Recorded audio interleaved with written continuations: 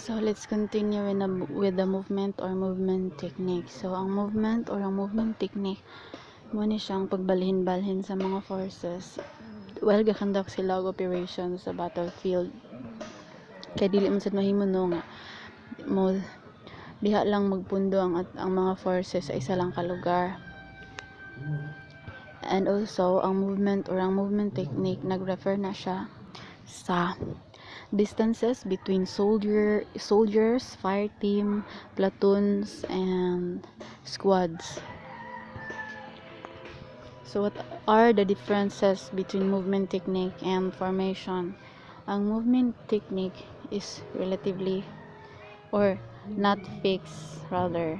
Movement technique is not fixed, while ang formation is relatively fixed. Ang movement technique sad is para na siya sa gamito na siya on the likelihood of the enemy contact, kung how possible na ma-enkwentro sa forces ang enemy. Ang kanisang formation is ginagamit siya para ma-aim ang maximum firepower nga kinahanglan sa atong mga forces. So ang fire team formation naalay duha ka basic fire team formation. First is the wedge, ginagamit siya sa open terrain. Ang iyang control is sayon ra ang control no. Ang flexibility niya is good. Fire capabilities is in all direction. Ang security niya is good all around. Ang file gamiton na siya sa closed terrain, dense vegetation, and limited visibility.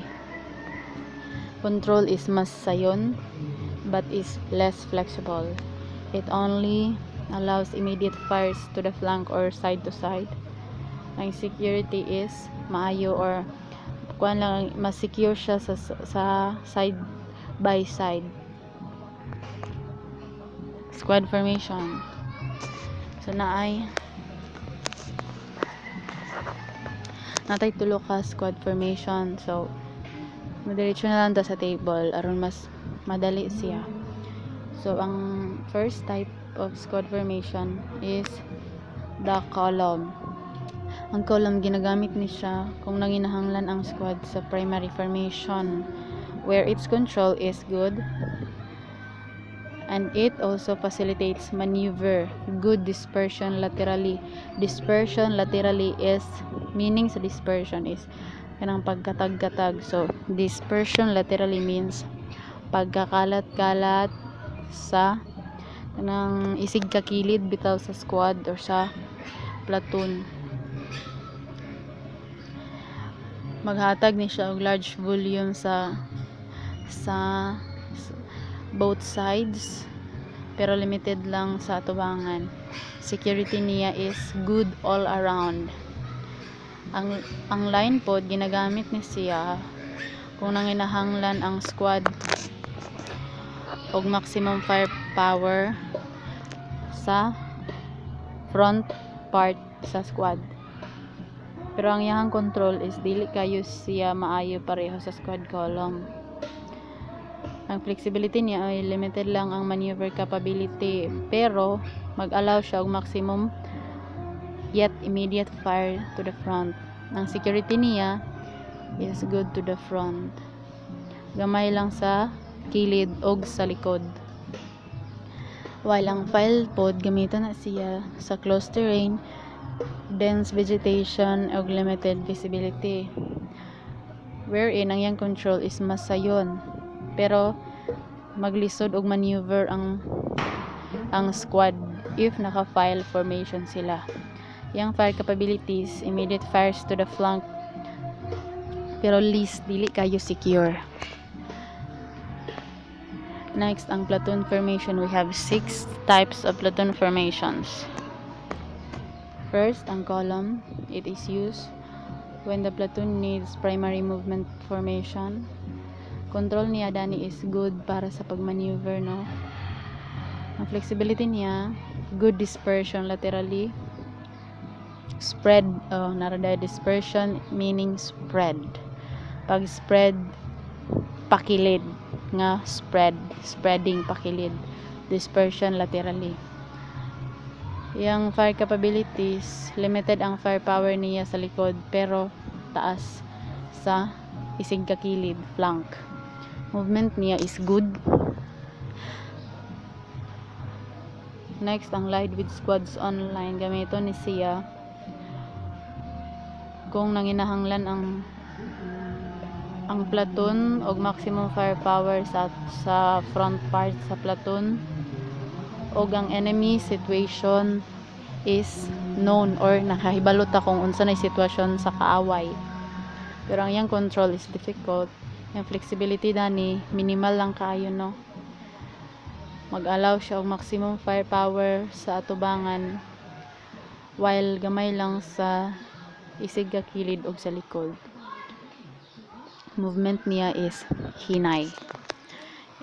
Ang line with squads on column, kaya ginagamit ni siya kung nagapangandam ang platoon or ang forces sa enkwentro, no, sa enemy. Iyang control is masayon kumpara sa line or sa line with squads online, pero mas lisod ni siya kaysa column.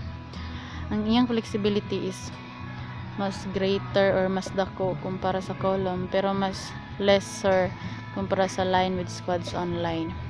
Iyang fire capabilities is good or maayo dito sa atubangan o sa likod, pero dili siya pareho ka maayo sa column, pero mas maayo siya kaysa line. Ang movement po niya is mas hinay ni si line with squads online kumpara ni column, pero mas faster ni siya kumpara kang line with squads online. Next, ang file. Ginagamit ni siya kung ang visibility is poor tungod sa terrain or tungod baka sa light conditions. Yung control is easiest. Ang flexibility niya maglisod og kwanta mas lisod ang pagmaneuver. Ang fire capabilities, immediate fire to the flanks.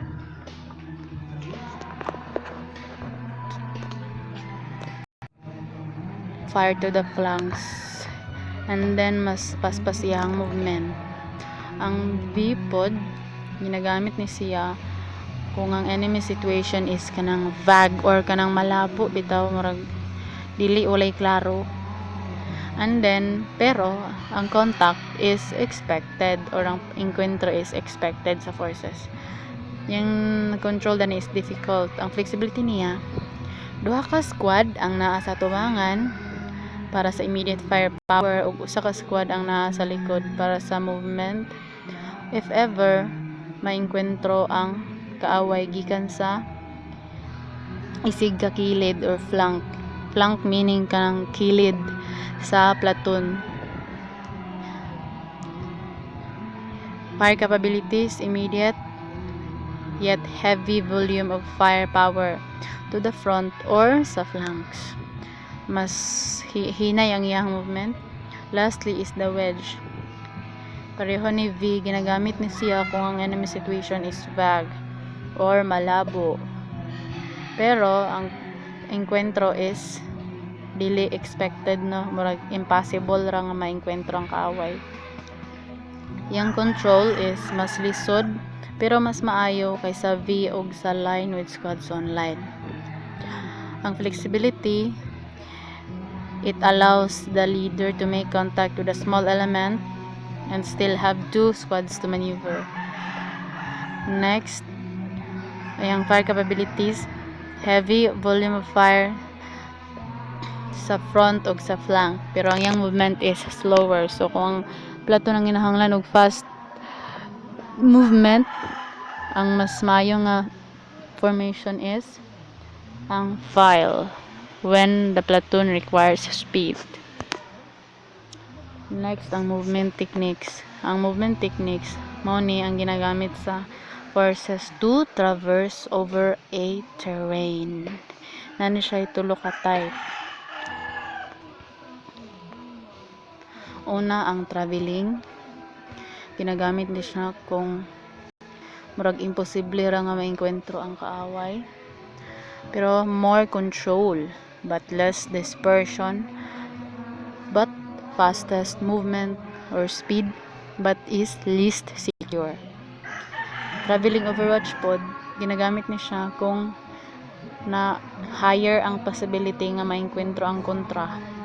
Pero yung control is lesser but more chances of good dispersion but slower in speed but is more secure.